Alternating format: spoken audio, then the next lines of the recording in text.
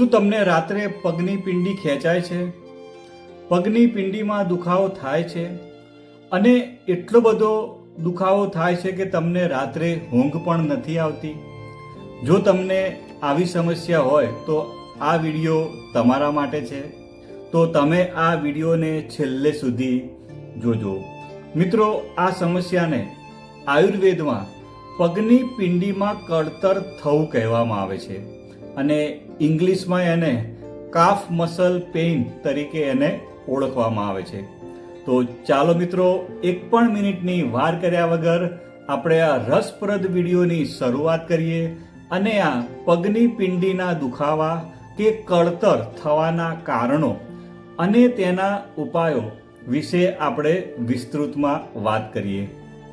મિત્રો, પગની પિંડીમાં કળતર થવાના જો મુખ્ય કારણ વિશે વાત કરીએ તો પહેલું કારણ એ છે કે જો વધારે પડતો પરિશ્રમ કરવામાં આવે તો પગની પિંડીમાં દુખાવો થઈ શકે છે, અથવા જો આખો દિવસ ઊભા રહેવામાં આવે, આખો દિવસ મહેનતવાળું કામ કરવામાં આવે તો પણ પગની પિંડીમાં કળતર કે દુખાવો થઈ શકે છે. મિત્રો, વાત કરીએ તો આ પગની પિંડીમાં કળતરનો પ્રશ્ન સૌથી વધારે મહિલાઓમાં જોવા મળે છે, કારણ કે તેમને આખો દિવસ વધારે પડતું ઊભા રહીને કામ કરવું પડે છે, સતત ચાલવું પડે છે, જેના લીધે તેમને એમના પગની પિંડીમાં વધારે પડતો ભાર થાય છે અને તેના લીધે પગની પિંડીમાં કળતર થવાની શક્યતા વધી જાય છે. મિત્રો, બીજું કારણની વાત કરીએ તો ઘણા લોકો ઓછી માત્રામાં પાણી પીતા હોય છે.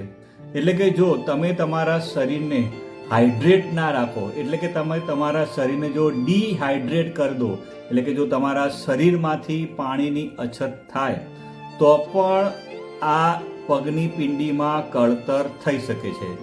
એનું કારણ એ છે કે જો તમારા શરીરમાં પાણીની અછત થાય તો શરીરમાં ઇલેક્ટ્રોલાઇટનું ઇમ્બેલેન્સ થાય છે, જેના લીધે જે તત્વો છે જેમ કે સોડિયમ, પોટેશિયમ અને મેગ્નેશિયમ જેવા તત્વો ઘટી જાય છે અને એના લીધે પગની પિંડીમાં કળતર થવાની શક્યતા થઈ શકે છે. મિત્રો, જો બીજા કારણની વાત કરીએ તો જે લોકોને સંધિવા હોય એ લોકોને પણ પગની પિંડીમાં કળતર થવાની સમસ્યા થઈ શકે છે. જે લોકોને ડાયાબિટીસ હોય અને જે લોકોને વેરિકોઇઝ વેઇનની તકલીફ હોય તેના લીધે પણ પગની પિંડીમાં કળતરની સમસ્યા થઈ શકે છે. વેરિકોઇઝ વેઇનમાં શું હોય છે કે તે ઝડપથી લોહી પાછું આવી શકતું નથી. મિત્રો, એનો મતલબ છે કે વેરિકોઇઝ વેઇનમાં જે ઝડપથી લોહી જાય છે તે ઝડપથી લોહી પાછું નથી આવી શકતું અને એના લીધે પણ પગની પિંડીમાં કળતર થઈ શકે છે. મિત્રો, બીજા કારણોની વાત કરીએ તો કેલ્શિયમની ઉણપ હોય, વિટામિન ડીની ઉણપ હોય તો પણ પગની પિંડીમાં કળતર થઈ શકે છે, જેથી તમારે વિટામિન D3ની પણ તપાસ કરાવી લેવી જોઈએ.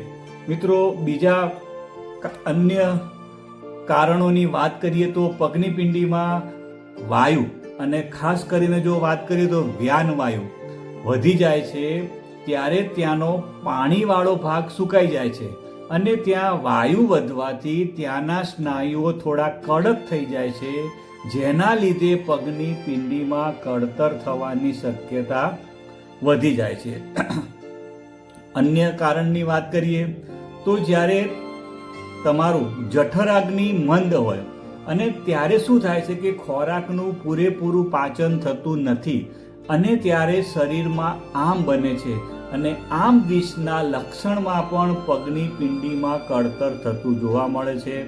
આ પણ એક કારણ હોઈ શકે. મિત્રો, જો તમે ઉપર જણાવ્યા પ્રમાણે કયું કારણ તમને લાગુ પડે છે તે પ્રમાણે જો તમે ટ્રીટમેન્ટ કરશો તો ચોક્કસ તમને ફાયદો થશે.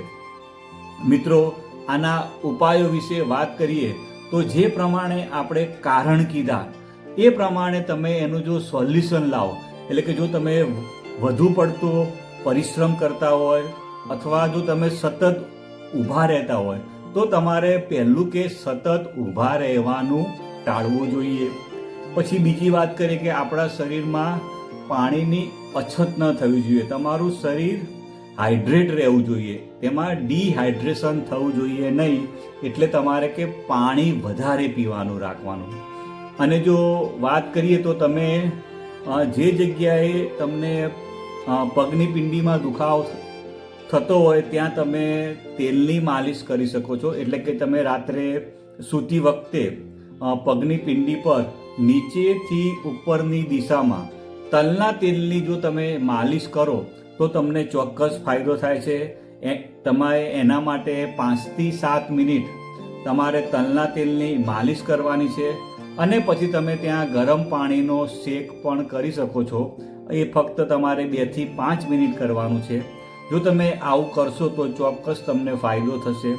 અને આપણે વાત કરી કે વાયુના લીધે પણ પગની પિંડીમાં દુખાવો થતો હોય છે, તો તમને ખબર જ છે કે વાયુનાશક જે આપણા ઘરની અંદર આયુર્વેદિક ઔષધિઓ છે, તમને ખબર છે કે મેથી છે, ગંઠોડા છે, સૂંઠ છે. જો તમે એનો ઉપયોગ કરો તો ચોક્કસ તમને ફાયદો થાય છે.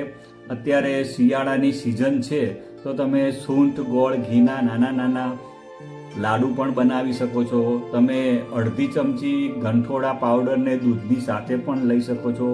અને તમે અથવા તમે રાત્રે મેથીના દાણા તમે 20 થી 25 તમે દાણા લઈ રાત્રે પલાળ દેવાના અને સવારે એનું પાણી પી જવાનું. અને તમે જે મેથીના દાણા છે એને પણ તમે જો ચાઈ જાઓ છો તો પણ તમને સારો એવો ફાયદો થાય છે.